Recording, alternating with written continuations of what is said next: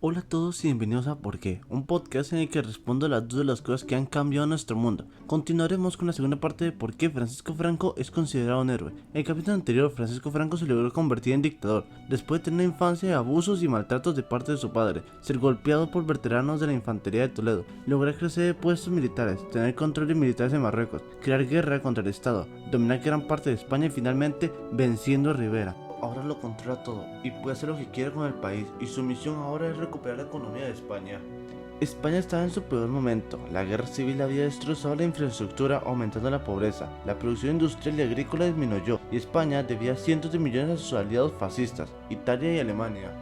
Pronto inició el caos en el mundo. Las tropas alemanas cruzaron la frontera occidental de Polonia el 1 de septiembre de 1939, dando así el inicio de la Guerra Mundial.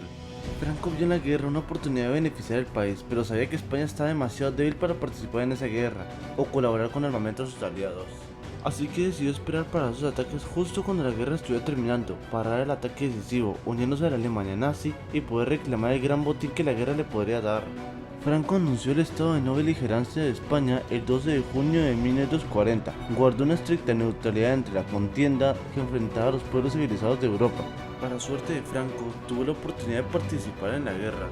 Hitler, con la intención de paralizar a Gran Bretaña, necesitaba que Franco tomara Gibraltar, cerrara el Mediterráneo y limitara los suministros a Gran Bretaña. Organizaron una reunión para negociar. Franco, a cambio de unirse a la guerra y colaborar con Hitler, quería que Alemania cediera el control de Marruecos francés, el noroeste de Argelia y gran parte de África occidental francesa. Mientras se mantenía al margen que asolaba Europa, Franco pudo dedicar tiempo para trabajar con sus asesores para resolver los interminables problemas económicos de España. Mantenía reuniones semanales con los ministros del gabinete, que a menudo duraba todo el día. A partir de esta reunión se creó el Instituto Nacional de Industria, una empresa de inversión estatal diseñada para estimular la producción y el crecimiento económico. También se promulgó fuertes fracciones de recursos de toda España. Lamentablemente, esos esfuerzos fueron ineficaces. El 8 de noviembre de 1942, las tropas británicas y estadounidenses desembarcaron en Marruecos y en Argelia. Los aliados le informaron a Franco que no tenía intención de invadir a España o a sus territorios, pero Franco estaba nervioso por tener fuerzas tan grandes cerca de su territorio. En enero de 1944, Estados Unidos decidió suspender todos los envíos de petróleo a España. Esperaban que esto obligara a España a dejar de colaborar con la Alemania nazi. Sin las importaciones de petróleo, temía que la miserable economía española se derrumbara por completo, así que tomó una política de verdadera neutralidad. Franco se explicó que haría todo lo posible para ayudar al eje, pero no podría permitir que su país quedara en la ruina. Finalmente, el gobierno de Franco aceptó dejar de ayudar a Alemania.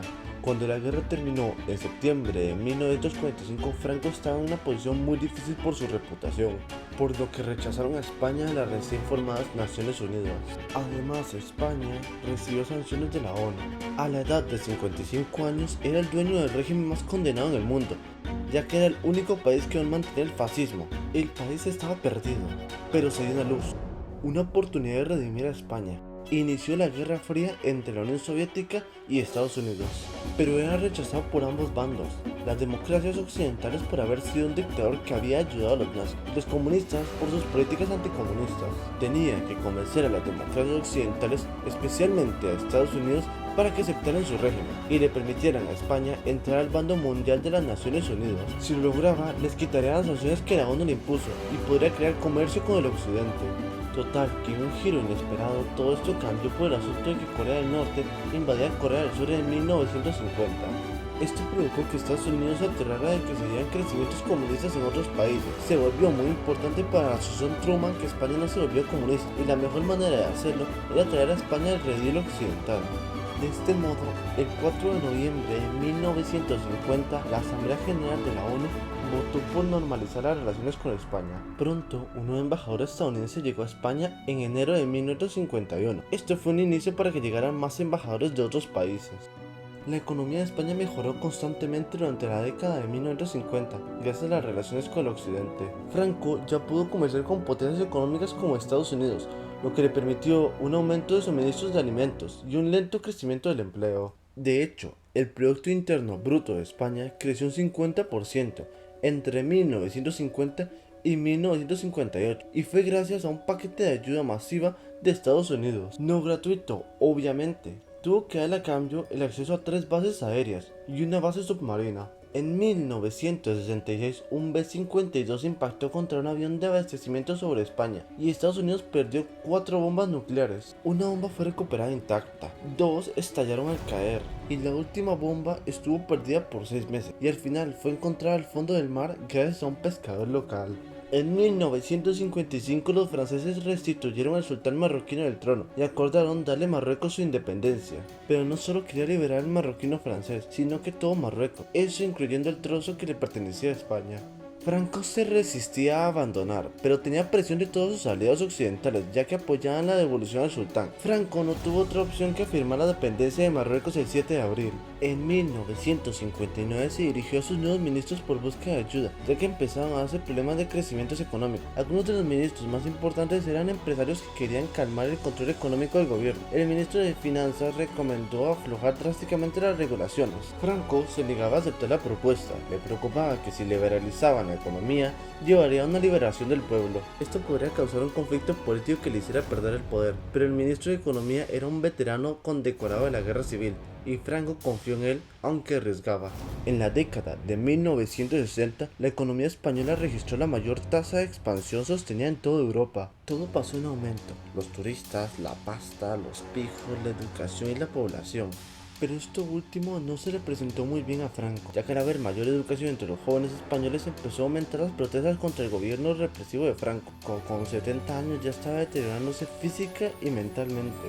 Logró lo que nadie había logrado: recuperar a España. Pasó por una guerra, rechazo a los demás países, crisis, golpes de estado, y aún después de todo eso ya no quedaba más. Franco perdía cada vez más fuerza, su muerte se acercaba, así que tenía que dejar un sucesor de su legado, pero no buscaba otro general o primer ministro, estaba en búsqueda de un monarca. Franco tenía planeado al hijo de Alfonso, Juan de Borbón, pero era un líder de... Esto molestaba mucho a Franco, así que Juan fue descartado.